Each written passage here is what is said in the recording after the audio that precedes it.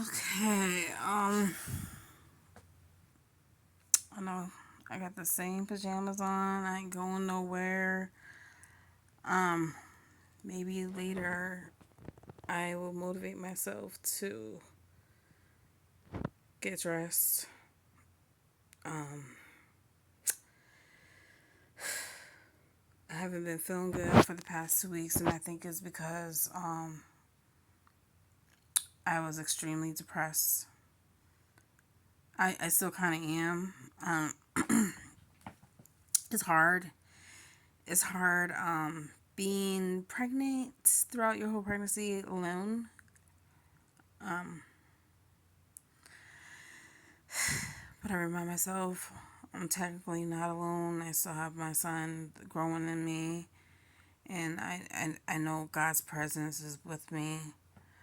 Um, I try not to think negative all the time. So I'm gonna be real with you. I strongly believe in God and have faith in Him, and my faith has gotten me um, very far in many traumatic times in my life. Holding on to faith and trust with God, even though there's some things I get frustrated about when I don't understand, when things don't tend to go my way, or whatever the case may be. So, anyways, today, and this ain't the first time this happened to me. Today, I came across this interview that I'm gonna post a thumbnail of this guy. I forgot his name, but he has done a lot of really great interviews with celebrities like Chris Brown. I forgot who else. Chris Brown and other people. I didn't like watch the whole interview with Chris Brown, but because I'm not really. I mean, he's a very talented person. I feel like it's great that people have forgiven him for the things that he has done when he was a teenager. People make mistakes. Like nobody's perfect, and people fail to realize that. Like I have done things that I'm not proud of, but sometimes a lot of the things that I have done was to protect myself or someone else. So, but I could never see myself as angry as I might get at someone. I don't think I could ever see myself like unaliving someone. Okay, so I try my very best. I'll speak my mind and I'll tell how it is, but I will try my very best to let God handle that. And a lot of times He does. He has even had me have the opportunity of witnessing what He has done to handle a certain situation that I was going through with someone that has disrespected me or whatever the case may be. And it could be anybody. It doesn't have to be someone that was a friend, relative, someone I dated or whatever. It could be anybody. And I'm thankful for that. I might not witness it right away. Sometimes I do, sometimes I don't, but I just learn to just let go, let God type thing. And I also have learned, like, some people might not agree with me on this, but I have learned that God is like, He's forgiven for a reason, okay? He's forgiven for a reason. He understands that our flesh is weak, okay? He understands that we're not perfect. He understands that we're going to go through a lot of corruption. He understands that there's a lot of crooked people in this world. Um, I'm the type of person that I don't like to be lied to, so I try my best to be an honest person. But I do believe that there's some times where you do need to kind of like lie to protect yourself and your privacy or whatever the case may be. Um, Also, I know how it is to be betrayed. I know how it feels. I mean, I know how it feels to be betrayed. I know how it feels to be disrespected. So I try not to disres be that. I try not to have that mentality where I am bitter and I'm angry all the time and I'm just coming at people for no reason type thing.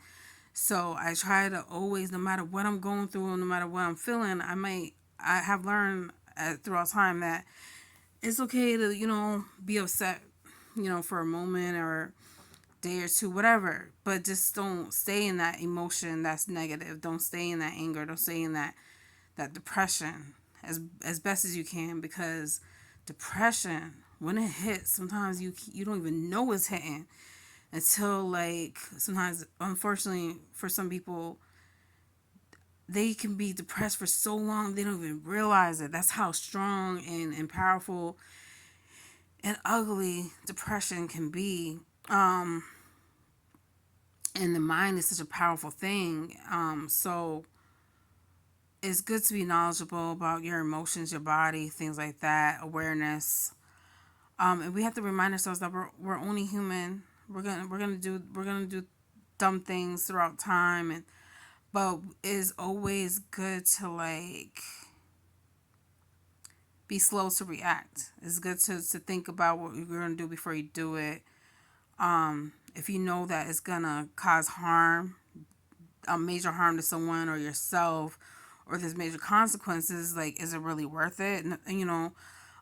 So I respect people that try not to retaliate in violence, and they choose to let the justice system handle it, things like that. And there's a lot of people that have had situations where their child, something has something has happened to their child, their loved ones, and trust me, you don't think they want to retaliate, or happen to them. I'm pretty sure they want to retaliate, and they chose to bring awareness in a different way of bringing fighting for justice. And it's like, when we come together as Black people, we come together, like, we really make a difference, and that's powerful alone as it is. But like I said before, my video is still trying to upload. No race is better than the next. And people have to understand is that we as Black people are not trying to make it seem like we're better than anyone, or we just want people to realize, like, don't act like we don't matter. Don't act like we're animals or insects, whatever. I don't know what people that are against Black people think of us, like, 100%. Of course, I heard things, seen things, whatever. But sometimes you don't even know somebody feels some type of way about you until it's too late. But it's just that we're fed up, and a lot of times we as Black people, we try, it's very, very hard to do our best to survive in this world by, getting our education, by increasing our finances. We try very hard, and it's sometimes society and people's judgment and people's opinions gets in the way of that. In life alone, you know what they say, stress is the number one killer, and that can be nothing more but a fact. So people that have gone through, like, not every Black person goes through struggles, but the ones that have, when you go through struggles, it causes not only a lot of trauma, but emotional torn, and health, and so many things. It's kind of hard to overcome something, and then when you do, it comes back in your face, type thing. But what I'm feeling like, and I've been, a lot of times I had made videos, and I brought up the situation where I was homeless a majority of my life, in and out. I didn't grow up in the projects, but my mom, she grew up kind of like, I guess you could say middle class. She has a house or whatever, but I basically had to raise myself. I started, like, technically working at the age of 12, babysitting, surviving, getting by. My mom, she was like, she took care of me and my sister, and she took care of my dad. He was very sick, so she was like emotionally checked out. She was depressed, and I didn't realize that she was depressed. And I had to, like, basically kind of like raise myself, learn about how to take care of myself for so many years. I'm still learning. So I have learned throughout time to just, like, take accountability for myself, for things that I have done, or that I've seen people do, that I've realized, like, if they do that, this is what happens to them. Like, it can mean like using substances, whatever, how it impacted their lives, how it affected their lives, how it changed their lives drastically. So I try to learn from not only my mistakes, but other people's mistakes. And I try to make better mistakes. Even if I make the same mistake, I try my best to avoid it and learn from it and analyze my situation. So a lot of people that I know don't do that. They're very in denial. So I try not to be in denial. And I even when people are not real with me, I try to be real with myself, and I try to be real with others. Like, for example, I was upset with my homegirl. Me and her always have this kind of like patches that we go through. And it's not, and I keep reminding myself, it's not intentionally. I know she's not doing it intentionally. Um, me and her we can like relate in certain ways, but we're opposite in other ways. I can't explain it. But I love the fact that, we don't judge each other. Like, so when I'm mad at her because I haven't heard from her or whatever the case may be, and I'm reaching out more to her than she is with me, I keep it real with her. Like, it's sometimes it could be like the other way around. Like, she'll get mad at me about something, whatever. And she'll listen, she'll listen. She'll be like, wow, you know what? I'm sorry. I didn't mean to. I didn't realize that. And that's what I respect about her, is that I respect people that they know that they have something they have to work on, a flaw. Everyone has flaws. Everyone has differences about them, but they know. I respect the people that take the time to understand where you're coming from, and then they put their opinions in, and then you try to understand where they're coming from, so you guys can like compromise. So confrontation doesn't always have to be a negative thing. So the thing that I love about my homegirl is that she's like a sister. How, what do you call it? Like, she's like a sister to me. Like, even though we're not blood, but at the same time, I love the fact that she's always trying to elevate herself. She's always trying to.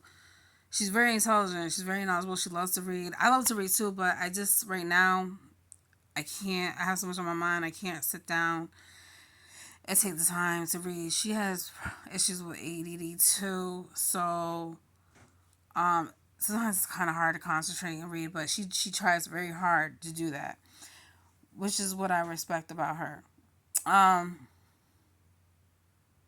Another thing that I learned from her, that she's I'm a I could be a hardworking person too. And unfortunately, I had a lot of failed relationships because of the fact that I work so hard and so much. When I work, I work. But with her, she's a hardworking worker too, and she's good at saving money. That's the thing. When she's focused on something, she's focused. That's why sometimes I don't hear from her from like months on end, weeks on end, whatever the case may be. So, but she always tells me, "Don't think I'm not thinking about you. Don't think I don't care. I'm just focusing right now on what I gotta handle." And I was like, I get it. I could do that too. And the thing about me is that when I'm in my depressive state, I have, my mind's not just cluttered, my mind's not just foggy, but my environment can be cluttered and things like that. So I try to tell myself, like, you gotta like unclutter and organize your life. So there's a lot of things that I want to invest in to be more organized and be on one point. At one point, I clean pretty much every day. It's just that I have to unwind first before I clean. And when I clean, I go in. Um, so, but when I make a mess, I make a mess. I don't know if it's a Virgo thing. I think Beyonce did the same thing. Because I seen that video that she did, and her room was a mess. And I was like, oh my God, I guess she's a true Virgo. So, it's like that. And like Virgos, like we tend to, like, we love to multitask. Like we gotta get this done. We don't like to procrastinate. We like to, it's not like we're trying to be perfect. We just try to perfect our mistakes, if that makes sense. We try not to make the same mistakes. We try very, very hard to do things right. And as you can see, like Michael Jackson was like that, Beyonce is like that, Keke Palmer's like that. They're prime examples of what we as Virgos do. And I try not to always base things off of astrology and zodiac signs or whatever, but it kind of makes sense. Like, so, and I know it's not good to like mix God with zodiacs, but what I was trying to say is that I believe, like, this is my opinion, and like I said, before, that people might not agree with me on this. I believe that God understands that we're not perfect. Not saying, I feel like as long as we like try our best to respect each other, respect the earth, and do things right, and leave it in His hands as best as we can. Don't violate other people. Don't just, there's certain things that I feel like we should have to do. And but I feel like this is how I feel. As long as we're not hurting ourselves or each other, that's all that matters. But at the same time, I honestly feel in my heart that God respects a person that takes accountability. God respects a person that is honest. And like I said before, no race is better than the other race. I feel like we all can learn from each other, okay?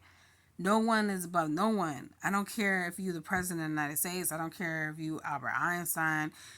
Albert Einstein was a very intelligent man, and he was autistic, and people still had he was very gifted, and people still had negative things to say about him. The list goes on, but it doesn't matter. I don't care how many degrees you have. I don't care. You could be the richest person in the world. You could be considered one of the smartest people in the world. That doesn't mean nothing to me. Okay? Because a lot of people can get to certain levels in life. And you can learn from a homeless man. You can learn from whatever. So, another thing I wanted to bring up, the whole purpose of this video, I'm going to put the thumbnail. This interviewer, I don't know his background story. I forgot I forgot who he is in the industry. I think he was like some type of like athlete. I don't know. I could be wrong. So he interviews Steve Harvey, and I have learned so much about Steve Harvey that every time he talks about it, I cry. I have been homeless many times in my life, like I said before, but I didn't really finish. I was going through the cycles of trying to take care of myself, trying to get through what I went through with the custody situation with my firstborn. Um, a lot of things. And trying to better my life all at the same time. I didn't know my self worth. I went through multiple jobs, and it's so crazy because like Steve Harvey, he was homeless on and off for years. He went through multiple jobs. He was trying to take care of his twin daughters at the time. He said he got married young. He doesn't blame his first wife for what had happened. He says that it was his fault because he got married so young, and he wasn't like 100% ready and all the way checked in. So, but the thing that when he talks about how he was homeless, I love the fact that he brings it up because he's not ashamed to bring up that part of his life because of the fact that it changed his life. He said that when his mother was a saved woman, she highly believed in God, and his father, he was just like the opposite of his mother. His father was like a thug, but the thing is that I kind of relate to that. So in a way, so the thing is, he his mother always talked to him about God and brought him to church and everything, but he just is like he always questioned God. He always questioned God, so he didn't 100% understand, and he was iffy about God and whatever. But he said once he became homeless, it kind of brought him closer to God. So, but the thing about his father, oh yeah, when he was in school, he stuttered. And that's the same thing with me. When I was little, I started a lot, and it was bad. But one day, this girl of mine that was my friend at the time, she told me just keep talking, and eventually that stutter will go away. And she was right, and it worked. I think that the reason why I stuttered is because of what I was going through at home. I was afraid to talk. So, anyways, I still stutter sometimes, but it's rare. So, what else did he say? Oh yeah, his father. Oh yeah, he was in school and he was writing about. So a lot of people already know this already if you read his books or his documentary or whatever. So a teacher had he lives in Cleveland, and I didn't even know how big Cleveland was until he was talking about it. He lived in Cleveland. He grew up in Cleveland. That's where he's from, and he said a teacher of his was like asking the students, "What do you want to be when you grow up?" type thing, whatever. And then Steve Harvey said he wants to be on TV. And she's like putting him on blast in front of the whole school, and she's like, "Who do you know in this town of your kind that is on TV?" And he knew like she was coming for him, like attacking him and stuff like that. And so she's like, "You can't even talk right. You can't even talk right. How are you gonna be on TV?" Like, and so I don't know. It was just like a vision that he had. He didn't know at that point what he wanted to do, who he wanted to be, but he felt it in his heart that that's what he wanted because he's seen, I forgot who he said, but he's seen icons that he had looked up to that he wanted to that inspired him. Okay, so then he got upset, and he said that he had to oh yeah, another thing that was mind blowing to me that I learned through the interview. You guys have to watch it. Oh my god. Okay. He said that he didn't even use a toilet for the first time until he was 5 years old. Because mind you, he was born. I can't remember what he was born. I forgot how old he is, but he didn't like. It was common for black people to not own a toilet. So like, I mean, I knew about this, but I didn't know that he experienced that. So they had to use bathrooms outside and whatever. And the guy that interviewed him, he had the same experience growing up. So that was kind of like, wow. That was kind of like, wow, he been through the mud, And he also had to work while he was in school. So he wasn't really like all the way checked in. But he got by. It's funny how you say he got by. So then, he gets home, his teacher calls his parents and said, and basically like says that he was like, I forgot what she said. The teacher said something bad about him, like, oh, being a smartass. Like he was being a smartass about being on TV and stuff like that. So I guess the teacher didn't get into detail about what he was being a smartass about. So it was a common thing. It was a common thing with him, his teacher making bad reports about him. So when his mother found out, like when his mother was got off the phone with the teacher and he came home from school, she was asking him, "Oh, the teacher called. What was he being a smartass about?" So she was ready. She was ready to whoop his tail. So like, just wait till your father gets home. It's gonna get handled. So he was mentally preparing himself after having after getting his heart crushed by his teacher. Um,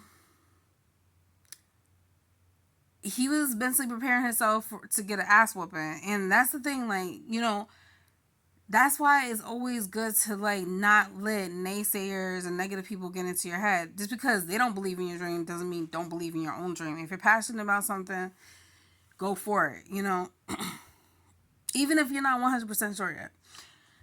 So his father comes home and his father's like, "What? Yeah, what was he being? Oh, your mom told me that your teacher called and you was being a smartass. What was you being a smartass about?"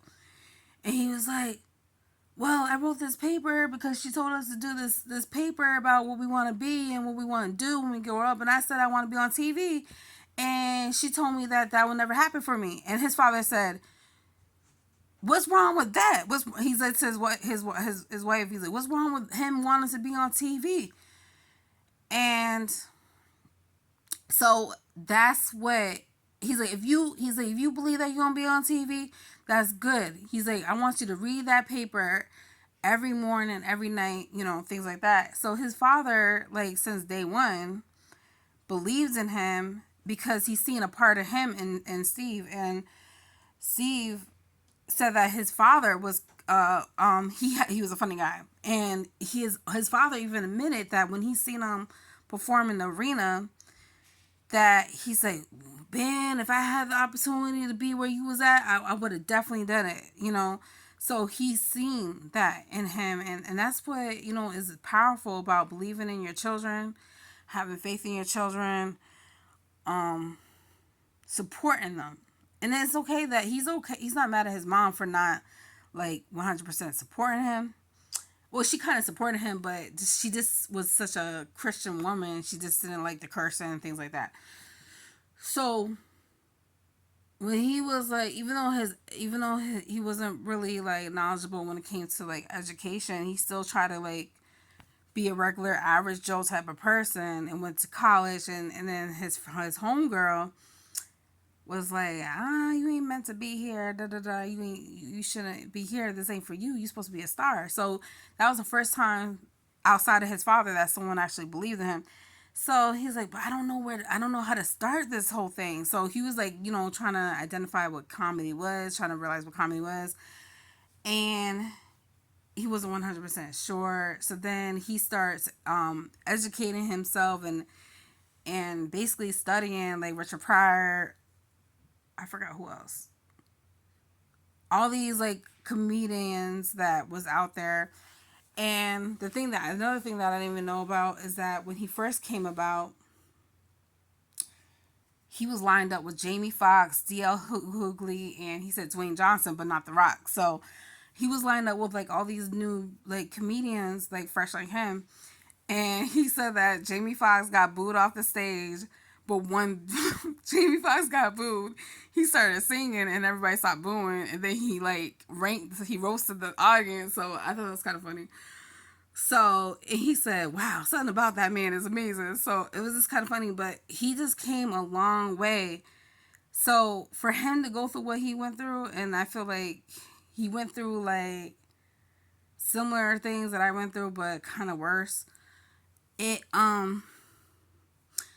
I was like, wow, what do I really have to be depressed about? And oh yeah, he didn't even become like really famous. He started doing his comedian thing when he was 27, and he was homeless at the time. So he didn't even become famous until he was 38 years old. And I'm younger than him, so at that point, like I'm 35, so I still have time. So you just never know. Like it's just like silly. She became a powerful actress at a very older age. You just never know. Like, so I was so thankful that I watched that. I didn't watch the whole thing yet. But then I ended up going back to his I forgot what the name of the show is. When he was on the Apollo, and I think it's called I'm gonna try to figure out what the name is, but he had his first showcase like whole show. After hosting the Apollo and having his Steve Harvey show, he went on stage again, and the way that his mind thinks about God, and the way that he's honest with himself and he takes accountability, and so many things about like the way that white people do things, the way that black people do things, is so funny and real. And it's like, wow. Like, just when I thought I knew him, just when I thought I knew Steve Harvey and everything. But I always said this, that I want to write him a letter and reach out to him somehow. Because even though I'm not where I want to be in life, he never lost hope, and he did say an amazing prayer, like a powerful prayer to God. And he said, God, if you open this opportunity for me, I promise I will showcase who you are, showcase, say your name. And he meant it, and he did that. And um he says that he knows that he's not like a 100% type of Christian man, but he is who he is. But he definitely does believe in God, and I understand where he's coming from with that. So that just goes to show, like, be who you are. Like, God is gonna support you, because God, he understands. He loves, like, real people. Not saying that Christians ain't real, but there's a lot of, like, Christians out there that say they Christian, but at home they acting like, unholy holy. So please watch his stand-up comedies. I think it's called One Man Show, something like that. I can't remember. Watch that, and then watch his interview and his documentary, his testimonies. It will, like, inspire you and motivate you to get out of the funk and get out of the depression. Because he said that the reason why he does, like, motivational speeches at the end of, like, when he's, like, hosting a show or something, is because he wants people to understand, like, don't judge a homeless person, because you never know who you might be talking to. So that's what I think is powerful about him. He tries his very best to, like, humble himself. He even had to take showers in the bathroom. Like, I can relate to that too. So you just never know where you'll end up in life. Honestly didn't even think that I was gonna have any more kids, and look at me now. So I didn't even think I would be where I'm at right now. Look at I'm not really where I want to be, but I always try to be grateful for, like, the little things, because you never know. So yeah, I just wanted to say that. Thank you.